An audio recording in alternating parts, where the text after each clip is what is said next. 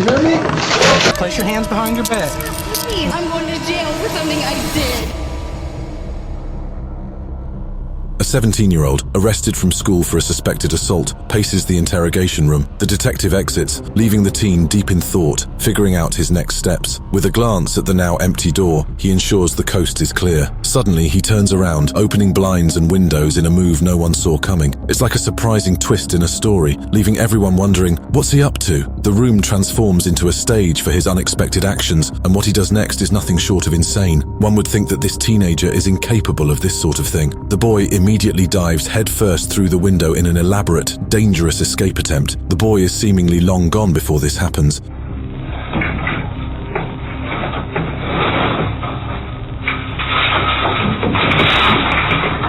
The surroundings are eerily quiet. Unbeknownst to the police, the teenage boy they had left in the interrogation room had disappeared without notice. The security camera documents the vacant space, and as the door swings open, the detective responsible for the boy's custody steps in. Approximately 15 minutes have elapsed since the detective's departure. Panicking, he scans the room and finally spots the wide-open window, realizing the boy has successfully escaped. Oh, no!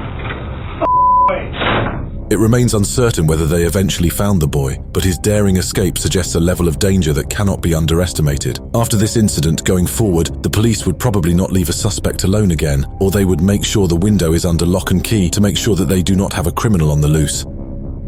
In the sheriff's department, a man, recently arrested and confined in the interrogation room, patiently waits for the detectives to leave. Once they depart, he positions himself near the door, carefully checking if the area outside is clear. Earlier, he had discovered an opening in the ceiling. Now, he bides his time, ready to seize the perfect moment to make a break for freedom. This man is a suspect in the murder case of a 25-year-old woman. This woman was shot dead in a parking lot after what looked like a struggle between both parties. His DNA was found at the scene of the crime, so he was arrested and his house searched. The police could not find the murder weapon, but they had enough evidence to detain him. But he has no plans to stay to see what they do next. The suspect confirms that there is no one who would walk in on him trying to escape before he lunges on the chair that is beneath the ceiling opening. He vanishes, apparently slipping through the opening, initiating his escape plan. However, what happens next is entirely unexpected. The man fell back to the ground as the door opened, indicating he had not gotten far. He probably tried to play it off, like he was not trying to escape the premises. Then, through the doors come two officers who pin him down and cuff him again. The officers must have seen him try to escape from the security cameras and rushed in before he could get away. The officers' quick response to the situation rid them of having an escape situation on their hands. It would be bad for the community to have a criminal on the loose, especially someone suspected of murder.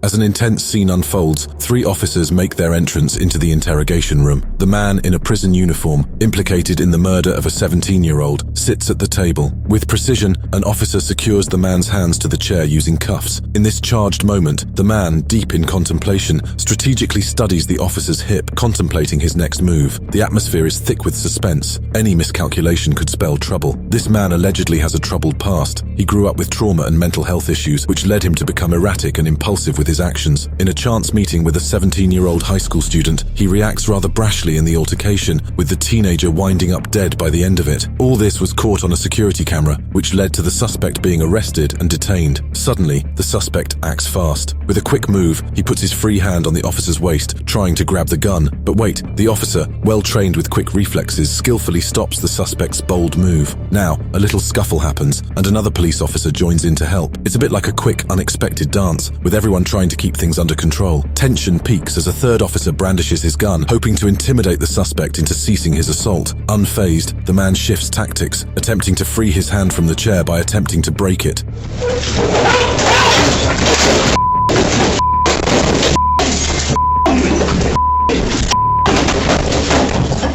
Ultimately, the chair proves strong, and the man valiantly fights against his restraints. The struggle persists until the police officers, working together, overpower him, bringing an end to the intense confrontation. In a bold move, 25-year-old murder suspect Alonso Perez pulls off a meticulously planned escape. Alone in the interrogation room, his hands cuffed to the table, Alonso expertly twists and breaks the cuffs. He skillfully bides his time, adding an air of suspense before unveiling the most audacious act ever. It's like a scene from a movie, with Alonso's unexpected and calculated escape leaving everyone on the edge of their seats, wondering what he'll do next. The murder suspect, Alonso, skillfully breaks his cuffs and adopts a composed posture. Seated, he covers the area where he was bound with his hands, creating the illusion of inactivity. The police came to check on him and were not able to notice what he had done because of the charade he put in place. Alonso puts effort into acting sober as he puts his head on the table, looking sad and further covering up the fact that he is no longer bound. As the detectives leave him completely alone after completely falling for his ruse, he takes the opportunity to go through an opening in the ceiling, still bound with shackles on his feet, escaping captivity. The police come back to check on him and notice he is gone. Alonso Perez was also caught on camera, entering a red SUV while shooting 9 times at an office. He is also suspected of the murder of Mohammed Robinson, a 31-year-old man. Mohammed's sister is upset at the news of Alonso's escape, fearing that justice will not be served for her brother's death. In the wake of these events, the community remains on edge, awaiting further developments in the ongoing investigation. A man is sitting alone in an interrogation room with only a pen in the room with him. He picks up the pen just as the door creaks open, and all of a sudden, he does something insane. This man named Reed has been having trouble creating a family of his own, so much so that he has now become obsessed with the idea of parenthood. Due to this, he attended a school's open house, posing as a parent in a desperate quest for a semblance of familial warmth. Such actions are not only a serious offense, but also pose a potential danger, leading to his current police interrogation. Immediately after the officer comes into the room, the man, Reed, tries to attack the officer with the pen he picked from the table. Still, the policeman has fast reflexes and defends himself before any damage can be done. 9-5, look at me, a unit up here. Reed, who came voluntarily for an interview about pretending to be a parent for a school open house, is acting strangely, and nobody knows why. The quick move by the officer stops trouble, adding an unexpected twist to Reed's peculiar visit to the police department. From another angle, witness the unfolding events as Reed takes the pen from the table, attempting to stab the officer without any apparent reason. Reed is swiftly taken into custody, facing charges of attacking a police officer, a significantly more serious offense. 9-5, look at me, a unit up here. Put your hands behind your back now. It's like peering into a puzzling moment from multiple viewpoints, adding complexity to Reed's actions and leaving everyone to contemplate the motives behind this unexpected attack on law enforcement. A police officer accused of murdering a civilian is now in custody. The officer has since been stripped of his uniform. He was an extraordinary man in the force with extraordinary service. However, the job took a toll on his mind and health, making him act erratically at times. One fateful day, responding to a routine call, he found himself facing a heightened state of anxiety. Misinterpreting a civilian's actions, he tragically reacted with excessive force, resulting in the civilian's death. This devastating incident marked a drastic departure from David's otherwise exemplary career. He was fired from the force and taken into custody as a criminal. I know you were a police officer before, right? You're a police officer in Gateway? 2 other officers question him in the interrogation room, seeking answers crucial to the investigation. However, the accused officer stubbornly refuses to respond. It's an easy yes or no. I'm being silent. Well, I can see that. We can do this all night. I mean, it doesn't bother me. This intentional silence becomes an obstacle, hindering the investigation's progress. Without his cooperation, the detectives confront a daunting dead end, leaving the room laden with the weight of unanswered questions and a case teetering on the edge of uncertainty. You're going to continue to be a suspect until I find out otherwise. Okay. The detectives decide to take a break and leave the room, as one of them is already getting agitated. With emotions high, the questioning could take a different and dangerous turn if they didn't step out of the room. The officers leaving the man alone in the room gave him the chance to come up with a plan. The man begins plotting, initially checking the door beside him to gauge its openness. He then boldly moves to the room's entrance, swinging it open, assertively claiming the need to use the restroom. What unfolds next remains unclear, but it is evidently ominous. As tension escalates, an unsettling atmosphere lingers, leaving those present on edge and uncertain of the impending events. Hello, I need to go. A man named Sars Osman, who is suspected of murder, is being questioned in the police interrogation room. The man keeps cussing while denying whatever they said he did, claiming not to know a thing. He claims that he is being forced into this conversation because his lawyer is not around. He utters this statement while taking a sip from the supplies provided for him. What unfolds next is entirely unexpected. I was not there. I do not know what happened. I don't give a about Sikkim. She says you were there. That's fine. Sars is a 35-year-old construction worker whose life is riddled with a series of unfortunate events. He has struggled with a troubled childhood and a lot of personal setbacks which have affected his mental health. Sars found himself mixed with the wrong people and ultimately was at the scene of a murder crime. This interrogation is to find out who he was working with and where to find them. The man does not want to answer any questions or comply. My lawyer is not present. I'm being forced into this conversation. You're not being forced. I am being forced. He takes a drink from the stack, and just when you think he's about to drink, he smashes it and trashes the table. I don't fucking want to be here anymore. You hear me? I don't want to fucking be here. Exclaiming how he does not want to be in police custody, he throws things at the wall and speaks his mind into the microphone before destroying it as well. Jess has the courage to... Don't do These people are fucking playing games. Not like... The officer interrogating him is surprisingly calm and does not flinch as all this is going on. The man disconnects the microphone, making it impossible for the camera to catch what he is saying. I told you I don't want to play these games. I'm pissed. He keeps arguing with the detective as another officer enters the room to douse the situation.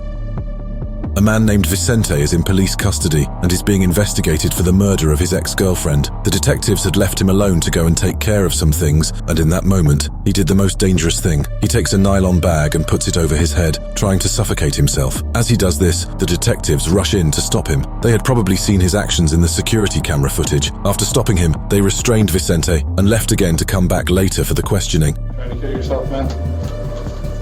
It's not that bad, buddy. We'll be right back with you, alright? The aim of this was for Vicente to confess his crimes. He allegedly broke up with his girlfriend, and days after that, while going to her house, he saw her in a car with a few female friends and a male friend, which aggravated him to do the unthinkable. You went through a very emotionally charged kind of thing. We're going to talk. We know things didn't go the way you meant them to go, okay? When Vicente is asked about the incident, he says he cannot remember because he forgets things. You want to start over? I forget. Okay. To make him confess, they ask him to tell them something that would make them not see him as a monster. I can tell them Vicente up, but he's not a monster. Because what it looks like right now for you is not good at all. Vicente gives in and begins telling the story from the beginning. Me and her texted from here and there, and we had like a little disagreement. But midway he says he cannot remember. The officers ask if she is cheating on him, which he affirms. However, and after that, I honestly, I can't remember. Did you think she was cheating on you? It wasn't a thing. It is alarming how far people would go after a breakup. Unwilling to move on, Vicente deemed it wise to murder his ex-girlfriend because he felt like she was having fun without him and she was already with another man. It is obvious that there is a lot of psychological baggage to be unpacked here. A woman is being interrogated for the murder of a 17-year-old boy using a machete. While in the interrogation session, she cries and begs, saying that she did not kill the said boy. She's being held in jail pending trial. Believing that she was innocent, she tried to break off her handcuffs and escape, but the cuffs were not coming off. She was confirmed to have participated in the machete murder of a teenager. She remains adamant that she didn't have anything to do with the murder of the child. In an interrogation room, Miami-Dade police, alone, handcuffed, attempts to get out of the cuffs, trying to bust a move. It doesn't work. 3 other men are implicated in the murder, alleged co-conspirators with whom she is said to have collaborated to kill the young boy. The suspect, however, said that she did not kill the child and left at the beginning of the altercation. She is confirmed to be in a relationship with one of the men involved. The ringleader spearheaded the altercation. The group of 4 had cornered the young boy somewhere in the bushes and proceeded to hack the boy to pieces. The boy was found buried in a shallow grave, and it was said that the suspect and her boyfriend had made love on the scene of the murder, which essentially meant that the story about her leaving at the beginning of the altercation is allegedly false. A woman suspected of driving a stolen car is pulled over and arrested by the police. The woman cries to the officers, seemingly aloof about what is happening. The police clarified to her that she is operating a stolen car and has a flagged driving status, indicating a prohibition on driving. Place your hands behind your back for me, okay? What the hell's going on? Place your hands behind your back. It was reported as stolen. You're in possession of it. I didn't know. Despite her professed ignorance about the stolen vehicle, she remains subject to detention due to multiple violations of the law. Not to mention, your driving status is flagged. So you're not even supposed to be driving, so you're going to jail. While the police deliberate on what to do next, the woman does something unexpected. The woman jumps in the driver's seat of the patrol car, startling the police officers. The owner of the car tries to unlock it, but is unsuccessful before she drives off with the car. What is she doing? Trying to steal your car. They immediately alerted the officers on patrol to intercept this woman. The woman, driving above the speed limit, starts to panic when she sees numerous police patrol cars trailing her. Once she notices this, she scrambles and dives into an apartment complex. She then bails, jumps out of the moving car, and runs for it. The officers chase after her, and they find her trying to enter a house. They're not sure if the house belongs to her or not. She is apprehended and detained once more. I'm here now! Anybody got a cage? She's wiring. Tears streaming down her face. Despite her attempts to deny stealing the initial car, the officers point out that she has just stolen a police car, making her credibility questionable. Consequently, she is taken into custody and charged with car theft, along with attempting to elude police officers. You stole a police car in front of 3 police officers. Now I'm going to jail for something I did. In a suspected case of DUI, an officer interrogates a road user whom he had initially used a traffic stop on. He administers a field sobriety test, asking the suspect to walk in a straight line with his heel touching his toe. The officer explains all the rules of the test, and then something unexpected happens. The man ends up failing the test and is arrested for DUI. Hands down by your side, looking down your feet, counting your steps out loud. When you get to 9, take a series of small steps, safe to turn yourself around. You're under arrest for DUI. All right? While the officer is trying to verify his identification cards, he takes off running, prompting the officer to chase him as fast as he can. The officer alerts other police officers about the situation while still tracking the suspect.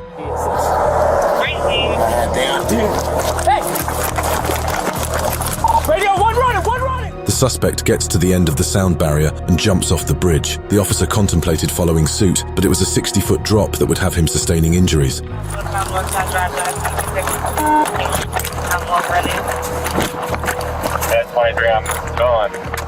They find the suspect in the bushes, arrest him, and then get him treated at a hospital before fully taking him into custody. It turns out that this man has a long history of DUIs in the past. He was no stranger to excessive drinking and run-ins with the police.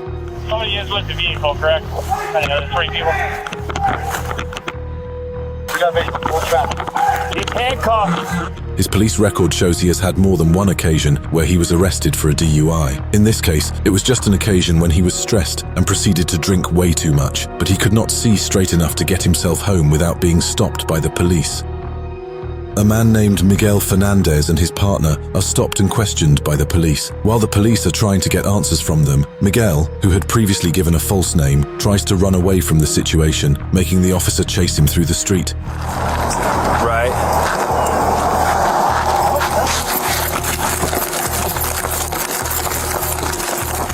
Miguel has been a wanted man for a long time. He has been a suspected distributor of hard drugs, but the police have not been able to find him. The police got the information from an inhabitant that Miguel was dealing drugs in the neighborhood. There is a warrant for his arrest, and he probably is carrying something incriminating, hence the running. The chase is intense, with the officer panting and not knowing if he will be able to catch this guy. Union 403, pursuit. We're going northbound on Denver. Something amazing unfolds, igniting a surprising turn of events. As the chase continues, a man driving through the neighborhood stops and comes down from his pickup and tackles the suspect, making it easy for the officer to catch up with the man. Man, bro! Man, homie! Miguel is promptly arrested and is charged with resisting arrest, possession of drugs, felony warrants for burglary, larceny, illegal firearm possession, conspiracy, etc. The community police have, however, warned civilians against interfering with police chases, even though it could greatly help the police. This is because of the unpredictable risks associated with the act. A civilian could get hurt or killed if the suspect has a weapon or something that could hurt someone and decides to use it. The Ohio police are walking through Walmart, searching for something or someone. Once they spot the woman they are looking for, she notices them and starts running through the supermarket. The woman was eventually caught, reprimanded, and taken into custody.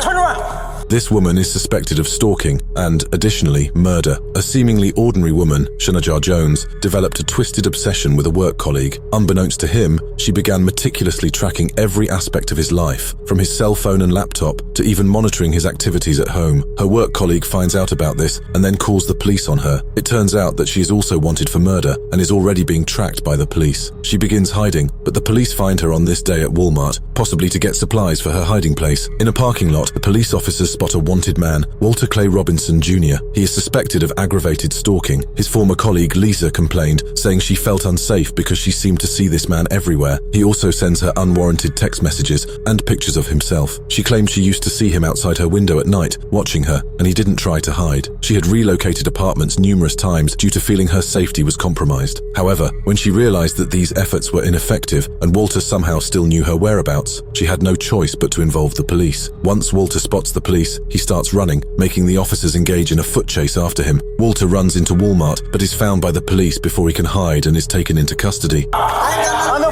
ground! On the ground now! Right now. On your belly! On your belly!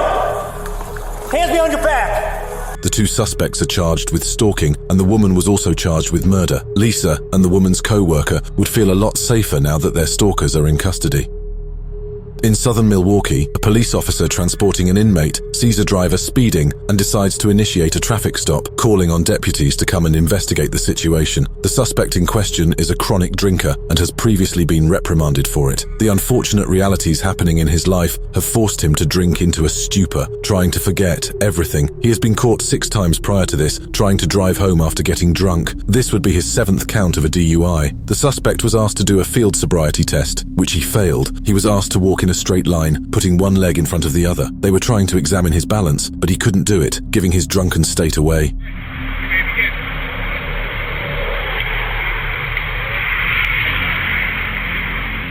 The police are interrogating him when he starts running across the motorway and trying to get away from them.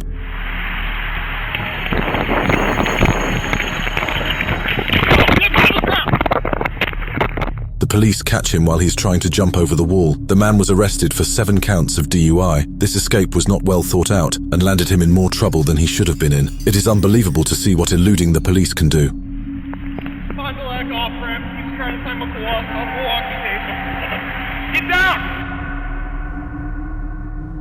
This is a man with a track record of small-scale theft. He is caught shoplifting, and then the police are called on him. He tried to escape arrest once but failed to, and was albeit dragged to the police vehicle. He waited for the officer to lose grip, and then this crazy incident occurred. The suspect is a man who has had a hard time making ends meet, and so has to resort to shoplifting to meet his needs. However, this time, he was not going to go without consequences. As the police are escorting the cuffed suspect to their vehicle for transportation to the station, the individual unexpectedly bolts, sprinting into a grassy area. Will you unlock your car, hurry?